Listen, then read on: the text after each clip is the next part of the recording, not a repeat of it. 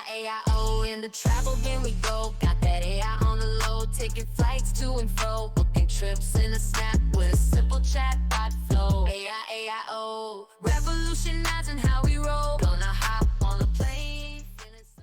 Welcome to another episode of the Everything AI in Travel podcast, where we hear from the makers, shapers, and buyers of AI technology in the travel space. Here's your host, Tony Khan.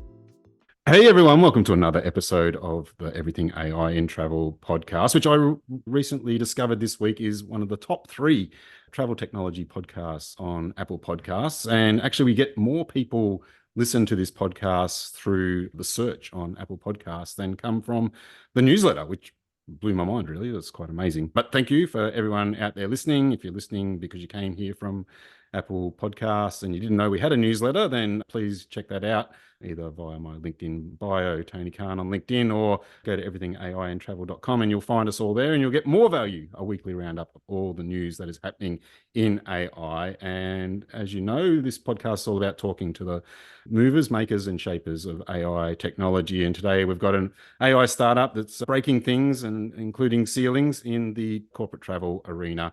Welcome to the show, Amy Armstrong. How are you going? I'm good, Tony. Thanks so much for having me. Really excited to have a chat. No worries. And we're going to chat a little bit about your startup in a moment. But first, I want to dig into a little bit about your background. I've had a scope of your LinkedIn, and the first thing that jumped out at me was that you started your career in motorbikes, not in AI, not in technology, but in motorbikes. What's going on there? Yeah, that's right. Yeah. So a bit of a different start. Before I got into tech, I did a apprenticeship as a motorcycle mechanic, motorcycle technician, as they're called now. And I worked on some of Australia's top race teams in Australian superbikes, building race engines and specializing in motorcycle suspension.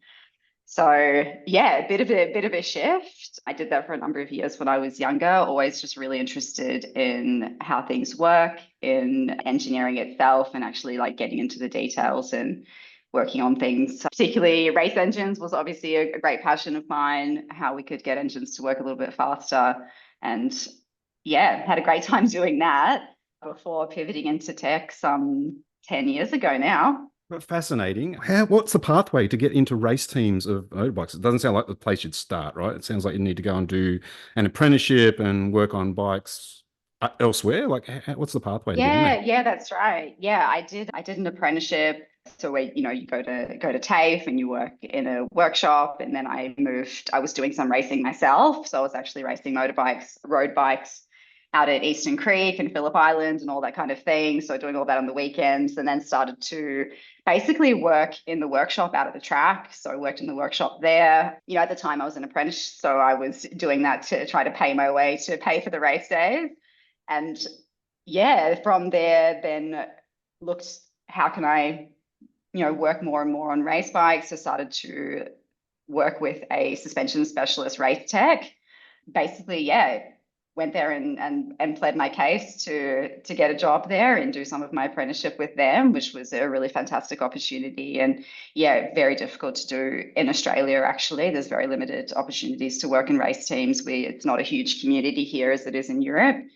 So that was, yeah, an incredible experience. And that also opened a lot of doors to working with race teams, because specializing in suspension is quite specific and it's not something that all engineers get to do. So I did a lot there and learned a lot around how to rebuild race engines, which we worked on as Racetech had their own race team.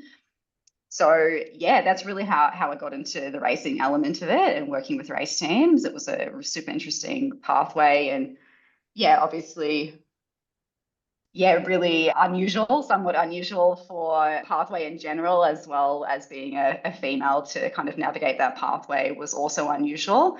But we had a lot of fun, and yeah, it was a great great learning experience for me. It's an incredible story. It could be a whole podcast in itself. And I'd be fascinated to hear the story. I don't know if you watch Australian Story. There's a program here in Australia for those that are listening on the the public broadcaster where they tell stories of Australian citizens, some well-known, some less well-known, about kind of things that they've done in the past that are quite amazing. And actually, there was a very similar story not long ago, and the name of the lady escapes me right now, but the start of her journey was, in high school, she decided, like, I want to go work for a Formula One team. Like, that was just kind of, and everyone's looking at her going, what the hell are you talking about? And she did it. Like, she ended up working for McLaren, and, as the only female basically in Formula One at the time.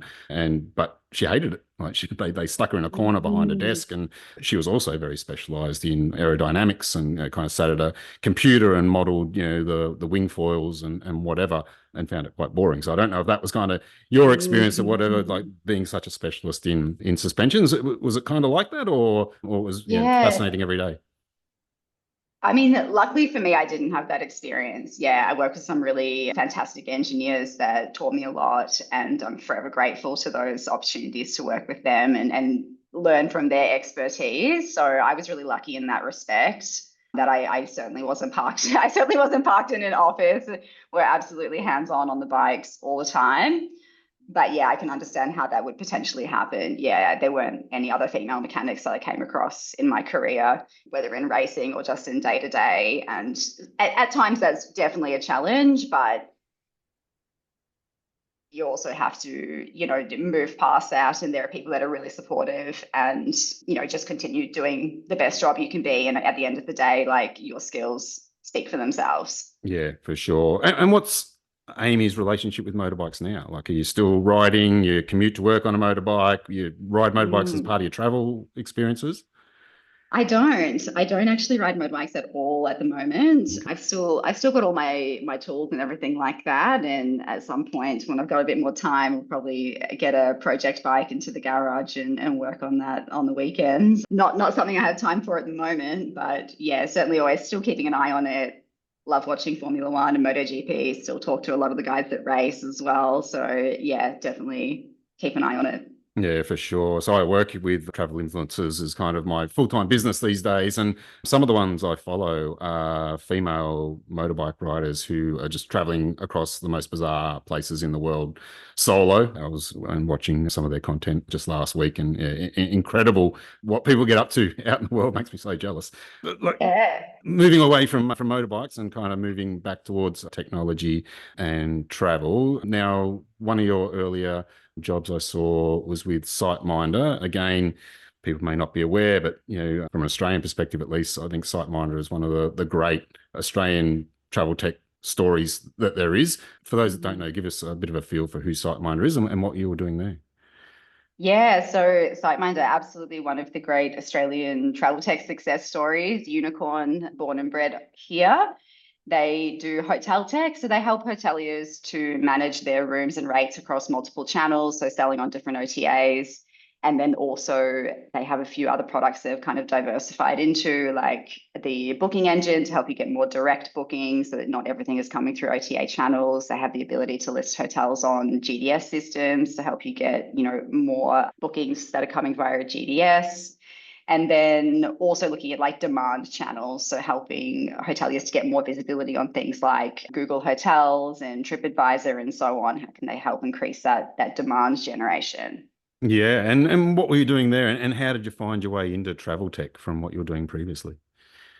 Yeah, I mean, it was kind of accidental, I guess, in the beginning. I wanted to get into tech. I was really interested in how technology products work. So I think that same sort of mentality, just that curious kind of mentality that I had with engines and engineering is kind of coming across into technology. And then I came across SiteMinder and thought that could be a really interesting place to work, be really interested in how they build that technology. And it sort of started from there. So I worked at SiteMinder for around 8 years in product. I looked after their integrations. So they have over 400 integrations with different OTAs and property management systems. I looked after those partnerships and also looked after a lot of the demand generation products. So working with Google quite closely to help get hoteliers visibility in Google search. And yeah, I really touched, I was there for quite a while, so I sort of touched a lot of the products that they brought to market and also learned a lot about travel there and a lot about partnerships and the sort of partnership heavy ecosystem that is travel tech. Yeah, for sure. And I think the founder there is quite active in the startup system, particularly in Sydney. Has he been a help with what you're doing now? Yeah, I think he's actually having a little bit of a break from being in the startup ecosystem at the moment, which is probably well deserved after the amount of work and effort he's put in. So yeah, I have touched base with him, but he's sort of had a bit of a step back just at the moment. Yeah, for But sure. that said, I have spoken to, obviously we've spoken to SiteMinder about hotels and what that sort of supply might look like in the corporate travel space, and had a bit of a chat with the team there. So we'll see what happens. For sure. Great having that insider knowledge. Moving on from SiteMinder, I saw you moved into kind of full-time product management at things that were non-travel tech related. I saw Domain was one of the companies that you worked for. Tell us about that part of your journey and what you might have learnt there. Yeah. So after SiteMinder, I went to Domain and I worked on a joint venture product that they brought to market, which was buy now, pay later product for the marketing costs when you sell your property. So that was really interesting, working in a joint venture structure with a startup. So I really loved that. I worked a lot with the startup and less with the Domain side of the business and more with the startup sort of fintech side of the business. So that was really interesting for me. I love that exposure to that early days startup. And I think that really reminded me of the early days of SiteMinder and how you have to wear sort of multiple hats and that really busy go, go, go that is so much of the startup culture. So that was really exciting. And then I moved to Go One, which is an ed tech startup, for those that might not know, another Australian success story, born and bred in Brisbane. And I worked also on their distribution partnerships. So a similar kind of product where it's very integration heavy and very partnership heavy in the education space. So I worked with a lot of the education partners and helped to manage the distribution of content into their systems. Yeah. So I had a little dig into the Domain product. Now, what I didn't get from what I read was if you don't sell your product, are you still on the hook for the costs? Yeah, Yeah. that is the nature of property marketing. So I think, the real benefit of that product is that typically your real estate agent will carry the cost. They'll Mm. say, oh, we'll pay for your marketing. And when you sell your property, we'll take the money out of the settlement. But at any one time, an agent would be carrying, potentially $100,000, maybe more in marketing costs for all of the properties they've got listed, which can Yeah. be a lot of money out of their trust account.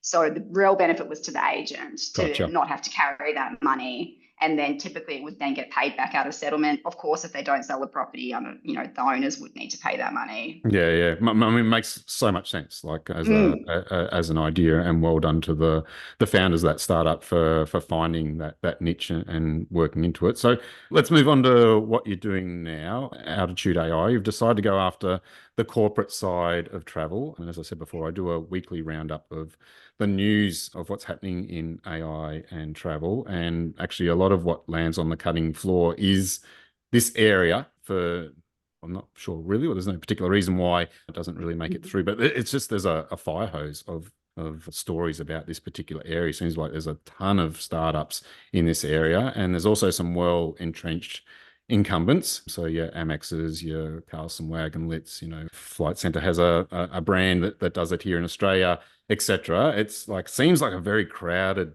place. Like, what made you decide that this was the area to go after? Mm. Yeah, I mean, there's certainly a lot of incumbents in the space. For us, we sort of came across this idea initially, but like in our previous roles, we noticed that we were starting to have to travel a lot more for work, and we're not in traditional business travel roles, being traditional roles being more like sales and people that are on the road. So really, like, we started to notice this shift, and then we were traveling a lot more ourselves, and with that came some problems. So we started to sort of experience this business travel problems for ourselves, particularly like my co-founder, he was working somewhere where they didn't have any tool to manage their travel. So employees were self-booking, people were obviously, booking things that were out of policy, people are unaware of policies, and then trying to sort of herd everybody together to actually not make last minute bookings was quite a challenge. And even for me, we were using a platform, but there were some problems associated with that. Like people would book off the platform and it would inevitably end up impacting the budgets and the event itself.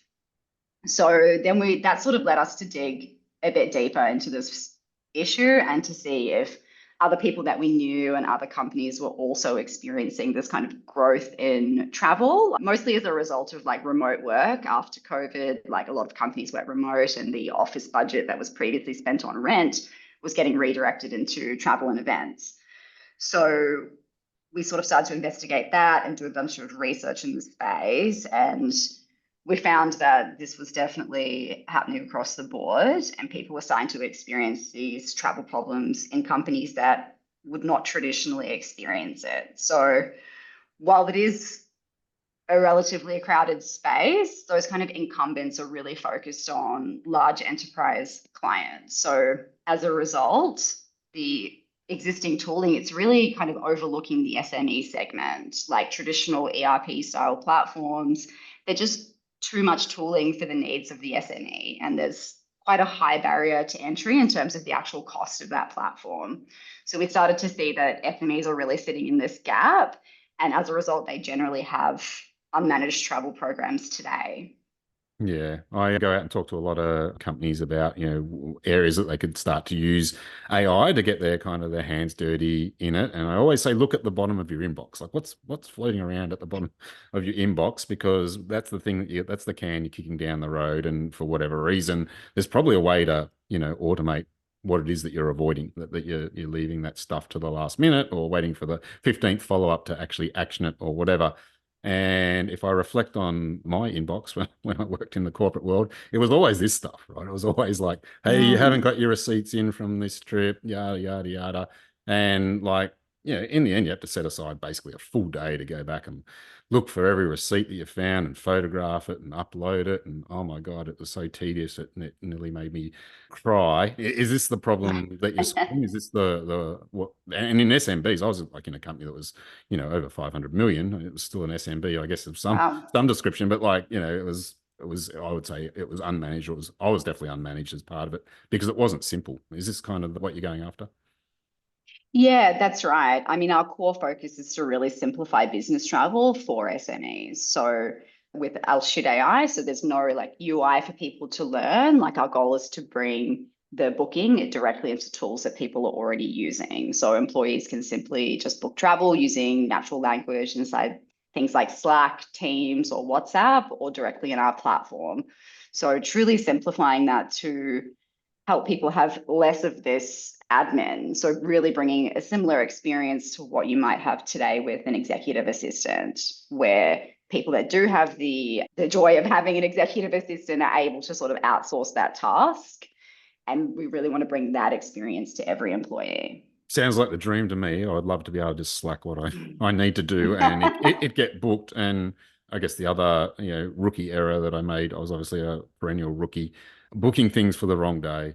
Like, oh my God. Yeah, all these things, anything that could Yeah. help me, kind of align, my stupidness in rushing to book things and whatever, like it would be so helpful.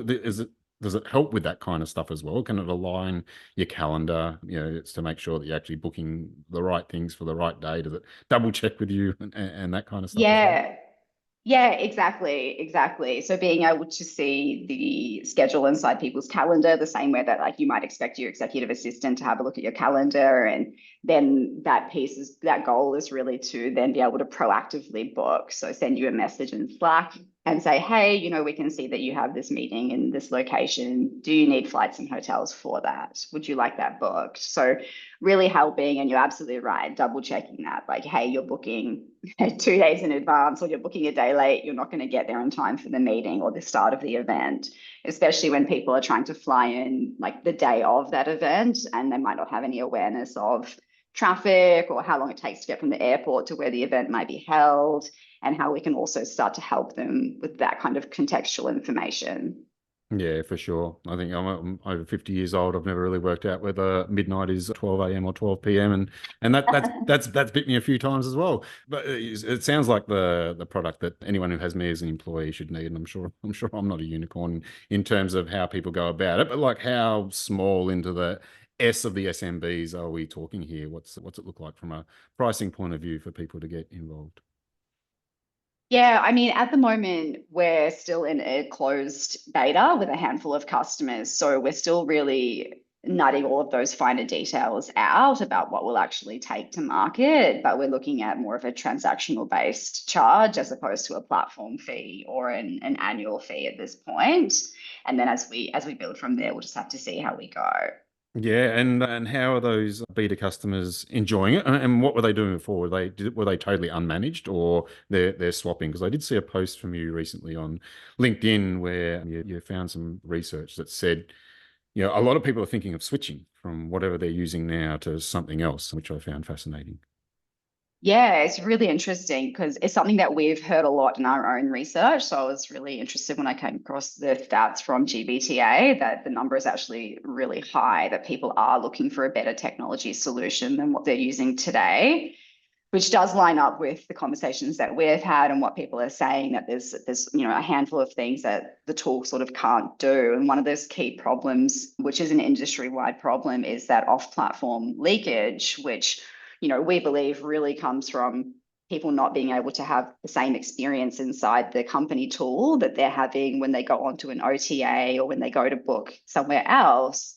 Because otherwise, if you implement this tool and your employees aren't using it, then all of the value of implementing the tool is lost. So that actual experience of how people use the tool is very important, but a lot of the traditional incumbents are very focused on building tools for the finance team so that they can manage the costs and they can manage the travel budgets and the policies.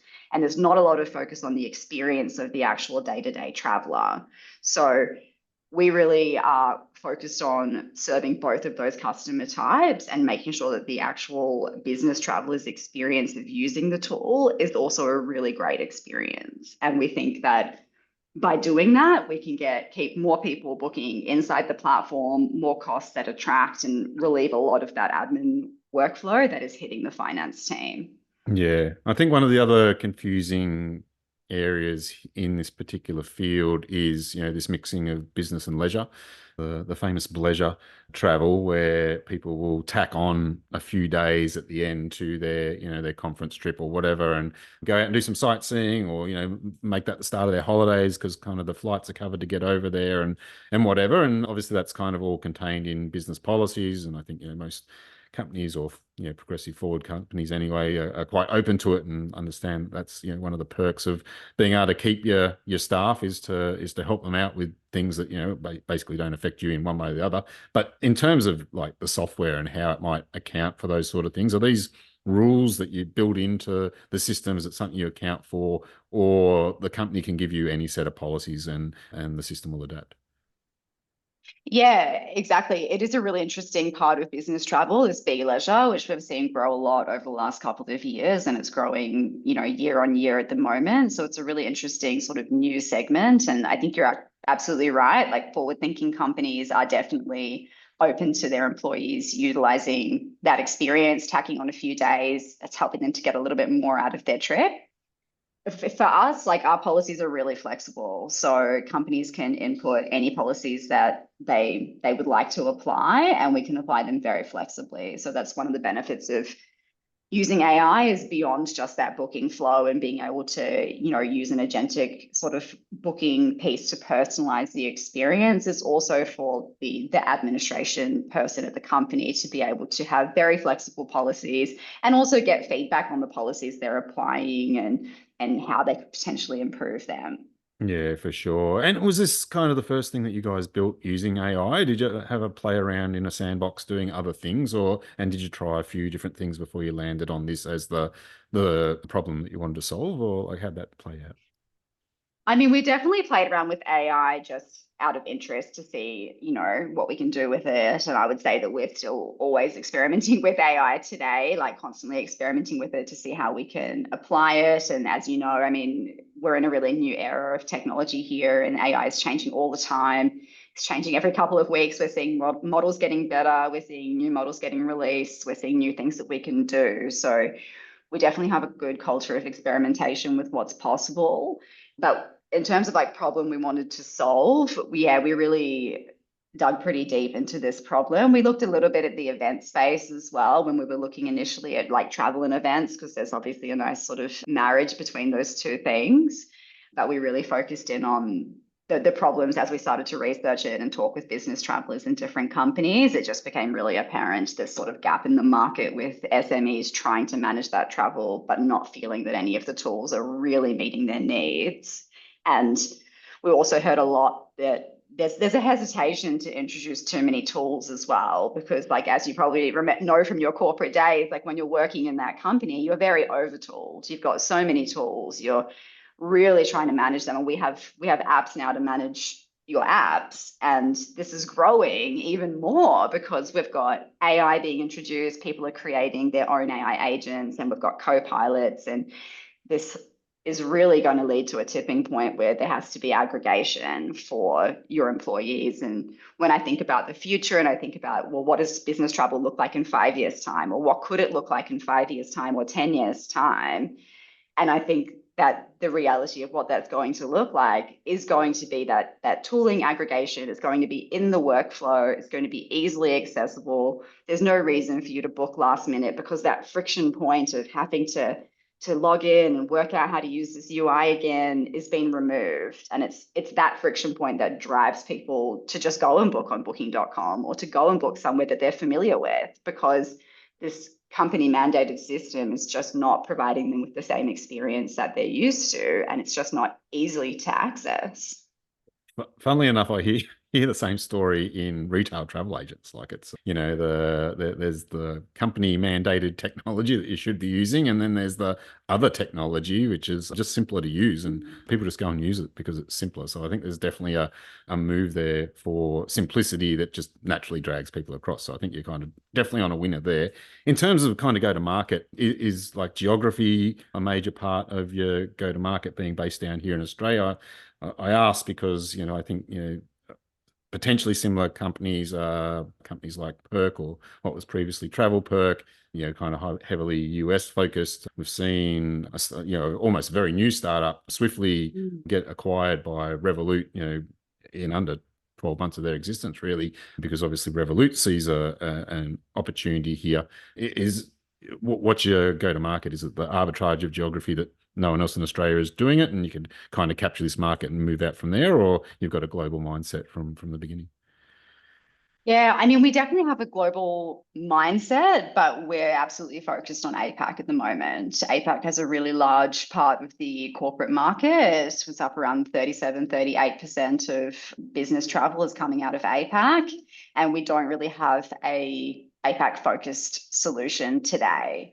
So we're definitely focused on the APAC market at the moment, but we'll see how that kind of goes as we grow. I think, yeah, you mentioned Swifty, which you're absolutely right, was a really interesting, I found that acquisition very interesting. They have a similar sort of agentic flow to us, but they're aimed more at leisure travelers, and Revolut acquired that company very quickly and came out and said that that was because of the AI engineering talent that they wanted to bring into their company, which I think speaks volumes. And that is a key, that's where we're seeing the moat changing in the travel tech game. And, while we talk about these big sort of incumbents that have been around for decades, AI is really creating a new moat. And if you have AI engineering talent, then that in itself is a moat. So for us, being AI native from day one is definitely positions us well to respond to technological changes as they come up,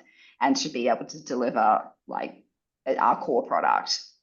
Yeah, for sure. And as you said, like, being down here has its advantages because we all want to do business with the rest of the world, and we have to get on planes to go and do it. So yeah, so we're definitely frequent travelers down here. So you've got yourself a good market to go after. Is there anything else you're seeing kind of in the AI world and AI plus travel world that makes you really excited at this stage? I've had previous founders on here that have actually found themselves kind of a bit misguided by chasing the shiny things that are, and the shiny possibilities that are out there. But is there other stuff out there that you really love? And kind of part B to that question is, presumably you're going to stay laser focused on this corporate travel problem that you're tackling. Yeah. I mean, we're definitely focused on this space. We keep a pretty keen eye on all of the AI developments, of course, because we're building with it. So we need to stay on top of that. There's a lot of exciting things happening in AI all the time, particularly in the different video generation models are really interesting to see them coming out and getting better and better. And I think that could be really just interesting. I mean, not interesting necessarily for us, but just for travel in general around what that does for travel content and content marketing and so on. So we definitely keep an eye on all that sort of space, and just are really impressed by how great the video gen models have got in the last few years from where they started. And yeah, as well as all of the improvements that we're seeing all the time in like AI architecture, how so much more accurate, everything is getting much, much hyper personalized, and the ability to build with that and see what we're able to do has been, yeah, incredibly exciting for us. So yeah, we're kind of AI nerds over here, I guess, and we really enjoy seeing what's possible. Yeah, for sure. And does Altitude interface with accounting systems? Like, is that kind of part of the model? And does it also help with the other expenses that occur in travel? So like, your Uber receipt and you took some clients out to dinner and et cetera, or if you have, a food budget or whatever it is when you're traveling, does it encompass all those things? Yeah, so at the moment, like we don't facilitate those types of bookings or anything like that. We do just interface with other expense platforms to help people manage those receipts and that receipting expense flow. We'll see in the future if it's something that we end up looking to facilitate, or if that's something that people actually want to do through the agent. But at this point in time, that's not something that we currently do. People are already using, expense platforms for that. So we sort of let that happen. But we'll look as well at if we were to bring in, we definitely want to help people understand where they have like per diems and budgetary requirements quite easily, because they've obviously got us as their travel agent, like in their pocket, in WhatsApp, we're readily available. So giving them that information while they're traveling is definitely really valuable. Yeah, we'll just have to see how we sort of go with customer feedback. Perfect. Now, this has flown by. I probably spent too much time talking about motorbikes, but that's fine. Who should come and speak to Amy, and how should they find you? Should they want to speak to you?